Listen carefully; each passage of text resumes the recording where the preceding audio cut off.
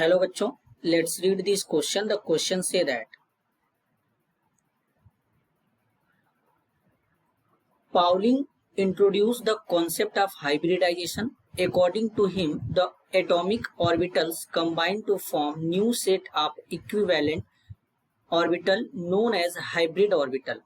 Unlike pure orbital, the hybrid orbital are used in bond formation. The phenomenon is known as hybridization, which can be defined as the process of intermixing of the orbitals of slightly different energies so as to redistribute their energies, resulting in the formation of new set of orbital of equivalent energies and shape. अब यहाँ पे बच्चों क्या किया गया है कि यहाँ पे हमें 4 क्वेश्चन दिया है। इन चारों को क्या करना है बच्चों, एक एक वाइज प्रॉपरली एक्सप्लेन करना है। तो सबसे पहले इस क्वेश्चन के लिए हम क्या समझने वाले हैं, यहाँ पे की कॉन्सेप्ट। क्या समझेंगे? की कॉन्सेप्ट। अब यहाँ पे की कॉन्सेप्ट क्या लगेगा? की कॉन्सेप्ट लगेगा यहाँ पे हाइब्रिडाइजेशन। क्या लगेगा? हाइब्रिडाइजेशन। अब सबसे पहले थोड़ा समझते हैं कि हाइब्रिडाइजेशन होता क्या है बच्चों। अगर हम हाइब्रिडाइजेशन की बात करें तो हाइब्रिडाइजेशन जो होता है बच्चों एक हाइपोथेटिकल फिनोमेना होता है। इसमें होता क्या है कि जो एटॉमिक ऑर्बिटल होते हैं, अब वो एटॉमिक ऑर्बिटल जो होते हैं वो उनका क्या करते हैं, इंटरमिक्सिंग करते हैं। इंटरमिक्सिंग से पहले उन ऑर्बिटल का साइज, एनर्जी सब डिफरेंट होता है, लेकिन जब उनका इंटरमिक्सिंग करते हैं तो उसके बाद वहां पे क्या होता है, न्यू हाइब्रिड ऑर्बिटल जनरेट होते हैं, वो भी सेम एनर्जी के। तो इस फिनोमेना को हाइब्रिडाइजेशन कहते हैं। अब अगर हम किसी भी मॉलिक्यूल में हाइब्रिडाइजेशन निकालना चाहते हैं तो उसके लिए बच्चों हमको स्टेरिक नंबर पता होना चाहिए। क्या पता होना चाहिए? Steric number. स्टेरिक नंबर क्या होता है? Number of lone pair, number of lone pair plus number of sigma bond, number of sigma bond, इन दोनों से कैलकुलेट करते हैं। अगर इन दोनों का सम हो करके अगर स्टेरिक नंबर 2 आता है तो हाइब्रिडाइजेशन sp, अगर 3 आता है तो sp2, अगर 4 आता है तो sp3, अगर 5 आएगा तो sp3d बनेगा, और अगर 6 आएगा बच्चों तो sp3d2 बनेगा। ये हाइब्रिडाइजेशन। अगर 7 आता है बच्चों तो हाइब्रिडाइजेशन बन जाएगा sp3d3। ये यहाँ पे कॉन्सेप्ट चलेगा। अब चलिए सबसे पहले वाले क्वेश्चन को एक्सप्लेन करते हैं। Which set of d orbital involve in SF6। तो अब यहाँ पे चलते हैं। SF6 बच्चों ये सल्फर हेक्साफ्लुओराइड है। अब इसमें क्या है कि बेसिकली हमारा जो सल्फर है इसके साथ में 6 फ्लोरीन बच्चों इस तरीके से यहाँ पे क्या होता है, अटैच्ड होता है इस तरीके से। अब बच्चों अगर हम बात करें सल्फर के बारे में तो सल्फर का एटॉमिक नंबर होता है 16। इसके कॉन्फ़िगरेशन की बात करेंगे 1s2, 2s2, 2p6 बच्चों, 3s2, 3p4 होगा। सल्फर का वैलेंस इलेक्ट्रॉन जो होता है 6 होता है, जैसा कि यहाँ पे दिख रहा है, और इसके साथ यहाँ पे 3d ऑर्बिटल भी होगा, लेकिन इसके पास में इलेक्ट्रॉन नहीं होगा।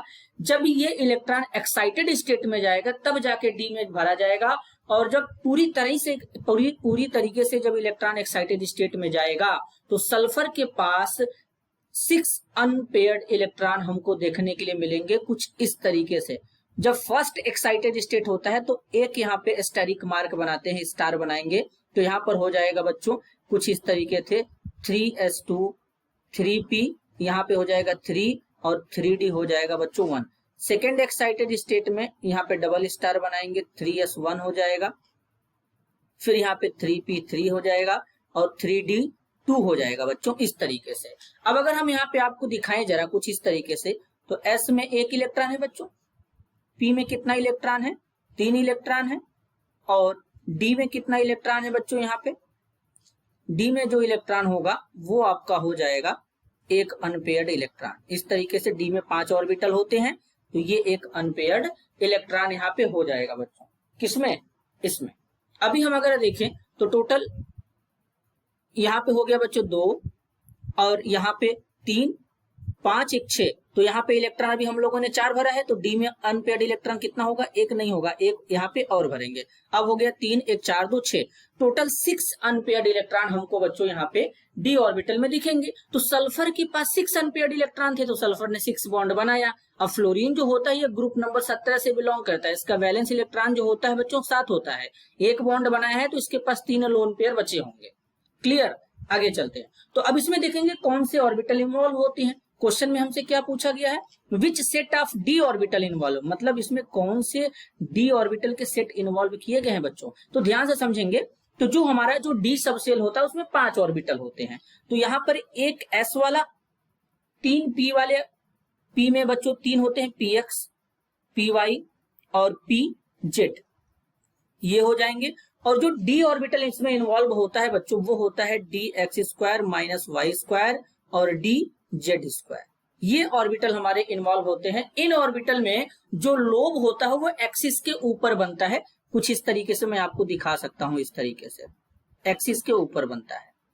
मान लेते हैं ये एक्स है, वाई है, तो ये डी एक्स स्क्वायर हो जाएगा आपका, यहाँ पे कुछ इस तरीके से बना देते हैं थोड़ा अच्छे से, D X square minus Y square, इस तरीके से। अगर आप डी जेड का बनाना चाहते हैं तो इस तरीके से, ये भी एक्सिस के ऊपर बनता है बच्चों।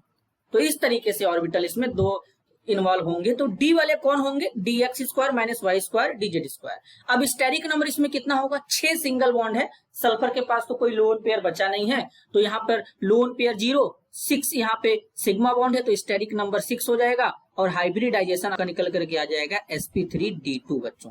ठीक है, क्लियर है, ये समझ में आया होगा कि कौन सा सेट इसमें डी ऑर्बिटल का इन्वॉल्व हो रहा है। चलिए अब चलते हैं नेक्स्ट क्वेश्चन की तरफ। Name the orbitals involved in IF7। अब IF7 में कौन से ऑर्बिटल इन्वॉल्व हो रहे हैं बच्चों, हमें ये बताना है। हमें ये बताना है कि IF7 में कौन से ऑर्बिटल इन्वॉल्व हो रहे हैं। यानी अब IF7 में क्या है बच्चों, आयोडीन के साथ यहाँ पे 7 हमारे फ्लोरीन के एटम लगाए गए हैं। चलिए अब इसको यहाँ पे देख लेते हैं किस तरीके से इसको यहाँ पे समझेंगे।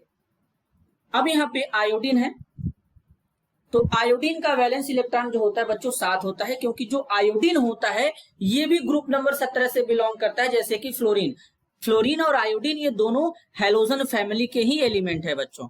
तो इस तरीके से आयोडीन के साथ में 7 फ्लोरीन लगा देंगे, इस तरीके से यहाँ पे हो जाएगा बच्चों, 2 4 5 6 हो गया बच्चों, और ये हो गया आपका एक 7। इसका मतलब आयोडीन तो 7 बॉन्ड बना चुका है, तो इसके पास तो कोई लोन पेयर नहीं बचेगा बच्चों। तो अब यहाँ पे स्टेरिक नंबर निकालेंगे, तो number of lone pair plus number of sigma bond. Lone pair तो आयोडीन के पास 0 है बच्चों, तो सिग्मा बॉन्ड कितना है, सिंगल बॉन्ड हमेशा सिग्मा होते हैं, 7 सिंगल बॉन्ड मतलब 7 सिग्मा बॉन्ड, 1 2 3 4 5 6 7, तो यानी स्टेरिक नंबर यहाँ पे बना 7। तो हाइब्रिडाइजेशन आ जाएगा sp3d3 बच्चों। कैसे sp3d3 आया, यहाँ पे समझिए, देखिए यहाँ पे स्टेरिक नंबर जब 7 होगा तो sp3d3 हाइब्रिडाइजेशन ही पॉसिबल होगा बच्चों। अब क्या करेंगे, ध्यान से समझिएगा, ये हो गया। तो अब इसमें कौन सा डी ऑर्बिटल इन्वॉल्व होगा, एक s, p में 3 होते हैं बच्चों, px, py, pz। अब यहाँ पे d वाले की बात चलेगी, तो d में यहाँ पे जो इन्वॉल्व होता है dxy, dyz और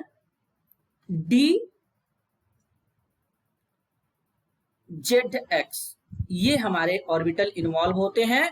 और इनमें खास बात यह है बच्चों कि इनमें जो लोब होता है हमारा एक्सिस के ऊपर नहीं बनता है। आगे चलते हैं, ये भी हमें पता चल गया बच्चों, ये भी हमें पता चल गया। तो इस name the orbital involve in IF7 हमें पता चल गया कि इनमें कौन कौन से ऑर्बिटल इन्वॉल्व होते हैं। और बच्चों इसके अगर हम ज्योमेट्री की बात करेंगे तो IF7 का ज्योमेट्री पेंटागोनल बाइपिरामिडल होता है, जबकि SF6 का जो ज्योमेट्री होता है वो ऑक्टाहेड्रल होता है। ठीक है, तो SF6 का ऑक्टाहेड्रल और IF7 का बच्चों पेंटागोनल बाइपिरामिडल होता है। चलिए आगे चलते हैं, next question, name the geometry involve in sp3d hybridization. चलिए अब अगर हम बात करें बच्चों sp3d हाइब्रिडाइजेशन की, तो अगर हम sp3d हाइब्रिडाइजेशन की बात करेंगे तो इसमें स्टेरिक नंबर निकालना होगा। तो कैसे पता, देखिए इसमें कौन से कितने ऑर्बिटल इन्वॉल्व हुए हैं, एक s 3 p और एक d, मतलब 4 हमारे एटॉमिक ऑर्बिटल इन्वॉल्व हुए हैं। तो इससे हमारे हाइब्रिड ऑर्बिटल बने हैं sp3d। तो सॉरी बच्चों 4 नहीं, एक s 3 p, तो 3 1 4 5, टोटल 5 एटॉमिक ऑर्बिटल इन्वॉल्व हुए होंगे, एक s 3 p एक d, तब जाके sp3d का फॉर्मेशन हुआ होगा। मतलब यहाँ पे स्टेरिक नंबर आपका बन के आता है 5। और जब स्टेरिक नंबर बच्चों 5 होता है तो वहां पे जो ज्योमेट्री होता है बेसिकली वो होता है ट्राइगोनल बाइपिरामिडल। फॉर एग्जांपल के तौर पे जैसे हम लोग PCl5 को लेते हैं, PCl5 में देखेंगे तो फास्फोरस के साथ में 3 क्लोरीन इस तरीके से लगेंगे बच्चों, और एक ऊपर और एक नीचे इस तरीके से, और इस ज्योमेट्री का नाम होता है बच्चों ट्राइगोनल बाई पिरामिडल। ठीक है बच्चों, शॉर्ट में इसे TBP भी लिखते हैं। तो ये हमारा ज्योमेट्री यहाँ पे बनता है। आगे चलते हैं, तो हमें इसका भी आंसर पता चल गया कि sp3d हाइब्रिडाइजेशन में कौन सा ज्योमेट्री इन्वॉल्व होता है, ट्राइगोनल बाई पिरामिडल। नेक्स्ट है चौथा question, explain the structure of PCl5 according to the hybridization. Hybridization के बेसिस पे हमको PCl5 का स्ट्रक्चर एक्सप्लेन करना है बच्चों। तो चलिए एक्सप्लेन करते हैं। अब चलिए PCl5, पहली बात अगर आपको बताना चाहें हम कि PCl5 का पूरा नाम क्या होता है, तो फास्फोरस पेंटाक्लोराइड। फास्फोरस पेंटाक्लोराइड है PCl5।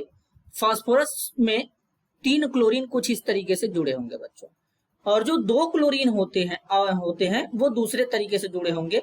ये जो 3 क्लोरीन है मिल करके इस तरीके से एक प्लेनर स्ट्रक्चर का फॉर्मेशन करते हैं। अब जो 2 क्लोरीन बचे वो कुछ इस तरीके से जुड़ेंगे एक्सियल पोजीशन पे, इसलिए इस बॉन्ड का नाम होता है एक्सियल बॉन्ड बच्चों। कौन सा बॉन्ड होता है, एक्सियल बॉन्ड होता है। और जो ये वाला बॉन्ड होता है इसको इक्विटोरियल बॉन्ड कहते हैं बच्चों। क्या कहते हैं, इक्विटोरियल बॉन्ड कहते हैं। तो PCl5 में पहले ध्यान देंगे 2 टाइप्स के बॉन्ड पाए जाते हैं, एक एक्सियल बॉन्ड, दूसरा इक्विटोरियल बॉन्ड। एक्सियल बॉन्ड जो होते हैं बच्चों ये लॉन्गर होते हैं इक्विटोरियल की कंपेयर में, और यहाँ पर जो बॉन्ड एंगल होता है बच्चों वो 90 डिग्री का होता है। यहाँ पे जो बॉन्ड एंगल होता है वो 120 डिग्री का होता है। 2 टाइप्स के इसमें बॉन्ड एंगल पाए जाते हैं। अब यहाँ पे दूसरा बात ये भी ध्यान देंगे बच्चों, इसमें हाइब्रिडाइजेशन क्या होगा। फास्फोरस का वैलेंस इलेक्ट्रॉन 5 होता है, 5 बॉन्ड बनाया है, मतलब स्टेरिक नंबर 5। तो हाइब्रिडाइजेशन sp3d हो जाएगा और स्ट्रक्चर का नाम हो जाएगा ट्राइगोनल बाइपिरामिडल TBP। ठीक है बच्चों, तो इसमें ये 2 टाइप के बॉन्ड पाए जाते हैं। इसका मतलब हम ये कह सकते हैं कि PCl5 में सारे बॉन्ड जो होते हैं बच्चों वो इक्वल नहीं होते हैं, सारे बॉन्ड लेंथ इक्वल नहीं होते हैं। क्यों, क्योंकि एक्सियल वाले जो होते हैं वो लॉन्गर होते हैं एज कंपेयर टू इक्विटोरियल। इसलिए बच्चों PCl5 को जब हीट किया जाता है तो ये तुरंत ब्रेक हो जाता है PCl3 और Cl2 में। ऐसा क्यों, ये जो लॉन्गर बॉन्ड होते हैं यही ब्रेक हो जाते हैं यहाँ से, और ये Cl2 के फॉर्म में यहाँ पे गैस बाहर रिलीज हो जाता है। तो ये हमें पता चल चुका है बच्चों कि PCl5 में स्ट्रक्चर कैसा होता है, हाइब्रिडाइजेशन कैसा होगा। तो ये था पूरा चारों क्वेश्चन का एक्सप्लेनेशन बच्चों। तो इस तरीके से ये सॉल्व हो गया। तो फाइनल आंसर हमारा यहाँ पे हमें पता चल चुका है बच्चों। This is your answer. I hope you understood it well. All the best.